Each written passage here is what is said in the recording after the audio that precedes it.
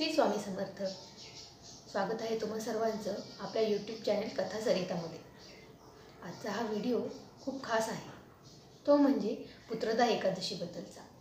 विज्ञान कितीही पुढे गेलं तरी अध्यात्मावरची भारतीयांचा विश्वास हा कधीच कमी नाही होणार। मग त्यामुळेच जर तुम्हाला संतान प्राप्ती होत नसेल किंवा पुत्रप्राप्ती जर होत नसेल तर अध्यात्माचा एक ट्राय करायला काय हरकत आहे, असं तर माझं तर म्हणणं आहे। तर मग आजचा हा व्हिडिओ त्यावरतीच असणार आहे की पुत्रदा एकादशी म्हणजे नेमकं काय, आणि पुत्रदा एकादशी केल्यानंतर किंवा ह्याचे जे व्रत आहे ते केल्यानंतर तुम्हाला त्याच्यापासून काय फायदा होणार आहे, आणि संतान प्राप्तीसाठी पुत्रदा एकादशी ही का आपण त्या दिवशीचा उपवास करायचा, ह्या सर्व गोष्टींची माहिती तुम्हाला ह्या आजच्या व्हिडिओमध्ये पाहायला मिळणार आहे। त्यामुळे व्हिडिओ स्किप न करता शेवटपर्यंत नक्की पहा, आणि हो, आपल्या चॅनलला सबस्क्राईब करून ठेवा। चला तर मग व्हिडिओला सुरुवात करूया। मैत्रिणींनो, पुत्रदा एकादशी म्हणजे भगवान श्री विष्णूची केलेली आराधना किंवा पूजा असा त्याचा अर्थ होतो। तुम्हाला जर संतान प्राप्ती होत नसेल तर तुम्ही पुत्रदा एकादशी दिवशी उपवास हा नक्की करा।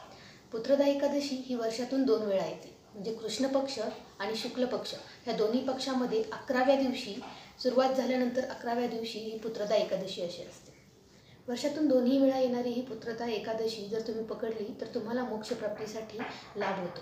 त्यासोबतच तुमच्या मुलांना चांगलं आरोग्यदायी असं जीवन मिळतं।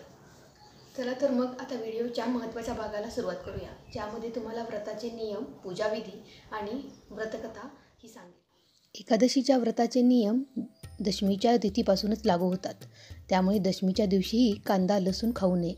द्वादशीला उपवास सोडावा।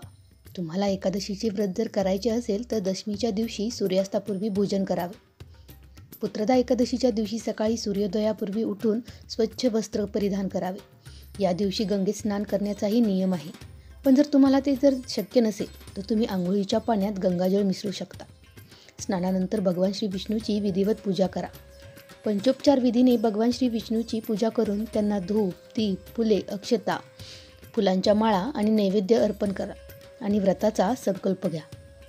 पूजेनंतर पुत्रदा एकादशी व्रताची कथा वाचा आणि दिवसभर उपवास ठेवा।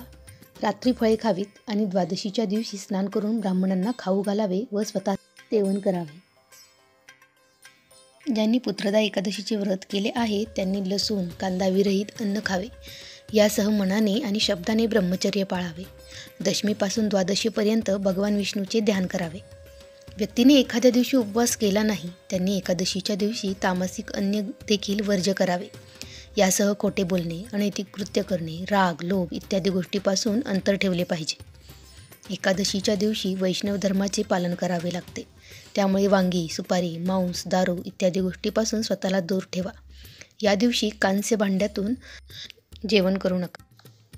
पुराण काळात महिष्मतीपुरी नावाचा एक शांतिप्रिय, धर्मप्रिय असा एक राजा होता, मात्र त्याला स्वतःचं मूल नव्हतं।